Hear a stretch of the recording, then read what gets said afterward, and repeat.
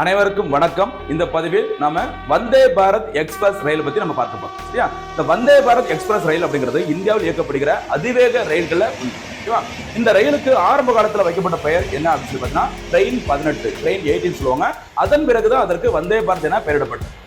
இந்த ரயில்களை உருவாக்குறதுல முக்கியமான பணி யாருக்கு இருக்கு அப்படின்னு சொல்லியிருக்காங்க அப்படின்னு பார்த்தீங்கன்னா சுதான்ஷு மணி அவர்கள். இவர் தான் இதை வடிவமைத்ததுல முக்கிய பங்கு ஆற்றியவர் அப்படின்னு சொல்லுவாங்க. இந்த ரயிலோட அதிகபட்ச வேகம் எவ்வளவு அப்படின்னு பார்த்தீங்கன்னா மணிக்கு 200 கிலோமீட்டர் வேகத்தில் செல்லக்கூடியது. சோதனை செஞ்சு பார்க்கும்போது இந்த ரயிலானது மணிக்கு 180 கிலோமீட்டர் வேகத்தில் பயணம் செய்தது. அதன் பிறகு பொதுமக்களோட பயன்பாட்டிற்கு இந்த ரயிலானது 160 கிலோமீட்டர் வேகத்தில் இயக்கலாம் அப்படிங்கிற மாதிரி பெர்மிஷன் கொடுத்திருந்தாங்க. அதனைத் தொடர்ந்து இந்த ரயில்களானது தயாரிக்கப்பட்டு வருகிறது. இந்த ஒரு வந்தே பாரத் ரயிலை தயாரிப்பதற்காக ஆகக்கூடிய மொத்த செலவு ஒரு ரயிலுக்கு 100 கோடி ஆகும். சரியா?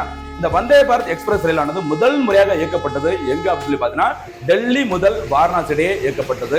இந்த முதல் பயணம் மேற்கொள்ளப்பட்டது எப்போ அப்படின்னு சொல்லி பார்த்தீங்கன்னா பிப்ரவரி 15, 2019, அதாவது பிப்ரவரி 14, 2019 அன்று புல்வாமா தீவிர தாக்குதல் நடைபெற்றது. அதுக்கு அடுத்த நாள் பார்த்தீங்கன்னா பிப்ரவரி 15, 2019 அன்று முதல் வந்தே பாரத் ரயில் சேவை இயக்கப்பட்டது.